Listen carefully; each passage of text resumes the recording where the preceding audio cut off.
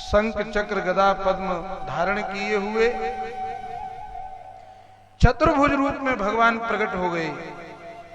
देवकी मैया और वसुदेव जी दोनों हाथ जोड़ करके खड़े हो गए और भगवान की बड़ी सुंदर स्तुति कर रहे हैं। भगवान बोले, मैया तुम्हें ध्यान है, तुम्हें स्मरण है, तुमने पूर्व जन्म में घोर तप किया था और मैंने जब तुम्हें वरदान मांगने के लिए कहा तो तुमने 3 जन्म तक मैं आपकी मां बनूं और आप मेरे पुत्र बनो, ऐसा वरदान आपने मांगा था। 3 जन्म तक देवकी और वसुदेव ने भगवान के माता पिता बनने का सौभाग्य प्राप्त किया।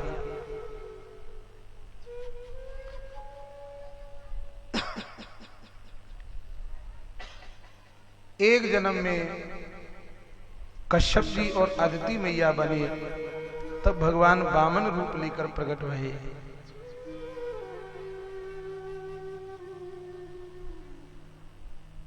और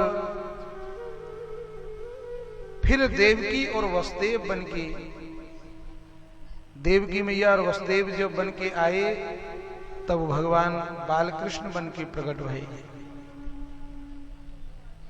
आपने मुझे पुत्र रूप में चाहा तो मैं आपका पुत्र बनके आया हूं। देवकी मैया बोली, भगवान आपके रूप को देखकर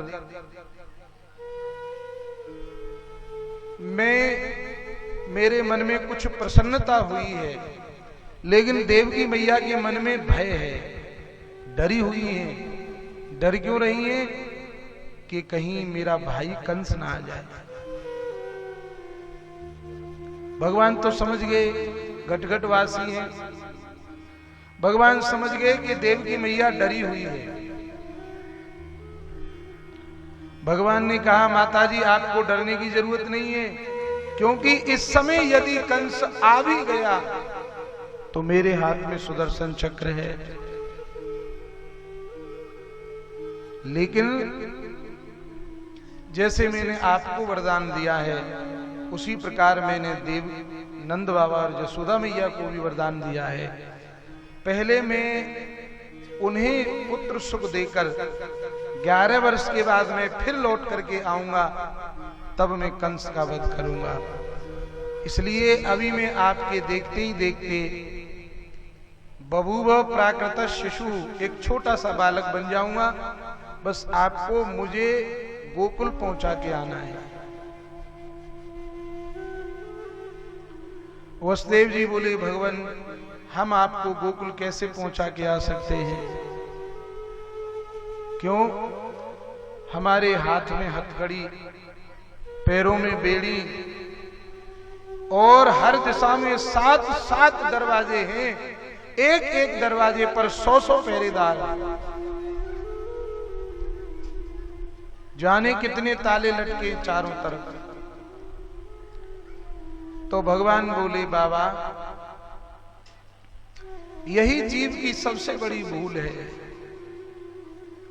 जीव बंधन में बाबा तभी तक है जब तक वह मेरी सत्ता को स्वीकार नहीं करता, और जैसे ही यह जीव मेरी सत्ता को स्वीकार कर लेता है, जीव के बंधन स्वतः खुल जाते हैं। ध्यान रखना, कर्म का बंधन कभी कर्म से नहीं खुलता है।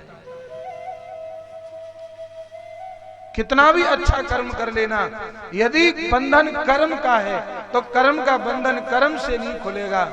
कर्म के बंधन को तो केवल भगवान खोल सकते हैं, भगवान की भक्ति खोल सकती है, अन्यथा हम कभी बंधन से मुक्त नहीं हो सकते। और जब तक ये माया की डोरी हमें, हमारे ये बंधन, हम जब तक इससे मुक्त नहीं होंगे तब तक हम भगवान तक पहुंच नहीं सकते, चाहे जितना जोर लगा लेना। एक चौबे जी ने वृंदावन में भांग पीकर, संध्या का समय था, चौबे जी नाव में आकर के बैठ गए और नाव चलाने वाला हाथ में लेकर और उस नाव को हाँकने लगे। पूरी रात निकल गई हाँकते हाँकते, लेकिन नाव है कि आगे ही नहीं बढ़ी, वहीं की वहीं। सवेरा हुआ, चौबे जी ने देखी कि हमने पूरी रात नाव चलाई लेकिन नाव आगे क्यों नहीं बढ़ी, तो देखा कि रस्सी जो खूंटी लगी थी उस खूंटी में नाव की रस्सी को खोलना भूल गए। पूरी रात चलाते रहे पर नाव आगे नहीं बढ़ी। ठीक इसी प्रकार जब तक हमारे माया की बंधन हमें बांधे हुए है तब तक हम चाहे जितना उछल कूद करें हम भगवान तक पहुंच नहीं सकते हैं। तो माया का बंधन कैसे खुलेगा? भगवान की कृपा से खुल जाएगा। यदि भगवान की सत्ता को हमने स्वीकार कर लिया तो भगवान स्वतः बंधन खोल देते हैं। तो वसुदेव जी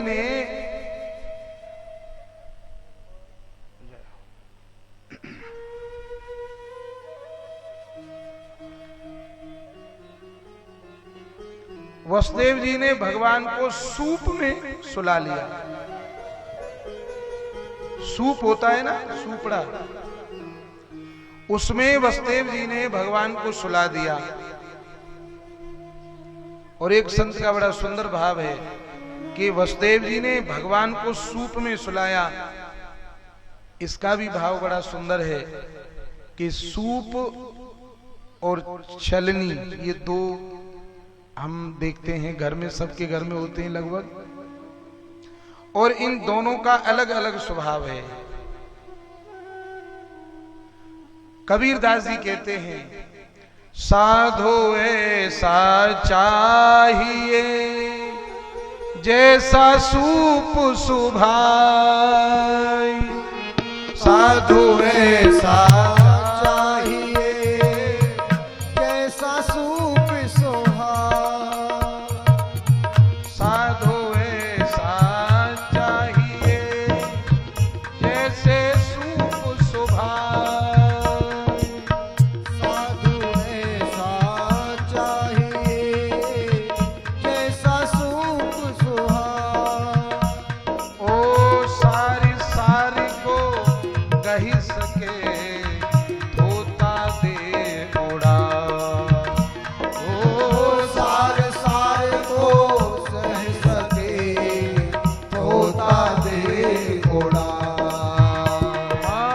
सारी सारी को कह सके धोता दे उड़ा, ओ सारे सारे को सह सके धोता दे उड़ा। सूप क्या करता है? जो बढ़िया बढ़िया नाज होता है ना उसको तो अपने भीतर ले लेता है और घुना हुआ थोता कूड़ा सबको बाहर फेंक देता है। माने ऐसी बुद्धि जो केवल सार को ग्रहण करने वाली हो, ऐसी बुद्धि में तो भगवान टिकेंगे। अच्छा, एक बुद्धि तो वो है जो सार को ही ग्रहण करे, और दूसरी बुद्धि वो है जो सार को तो निकाल दे और कूड़े करकट को अपने में ग्रहण कर ले। वो जो छलनी है ना, आटा छलनी वाली, उसे आप देखेंगे वो सार को ही नीचे गिराती है, कूड़ा भूसी जो भी है कुछ अपने में रखती है। तो ऐसी बुद्धि जो सार को तो निकाल दे और दुनिया भर के कूड़े कबाड़े को अपने अंदर रख ले, वहां भगवान नहीं टिकते हैं। ऐसी बुद्धि में भगवान टिकेंगे जो सार को ग्रहण करे और थोता को उड़ाए, दुनियादारी की बातों को छोड़े, भगवत चर्चा को जो संग्रह करे, ऐसी बुद्धि में भगवान टिक जाते हैं। ऐसी बुद्धि ही भगवान को ग्रहण कर सकती है। वसुदेव जी ने भगवान को सूप में सुलाया और भगवान ने तो पहले कहा था कि आप हमें पहले सिर पे तो बिठाओ, बंधन की आप चिंता मत करो, बंधन के विषय में तो अपने सोचना ही नहीं है।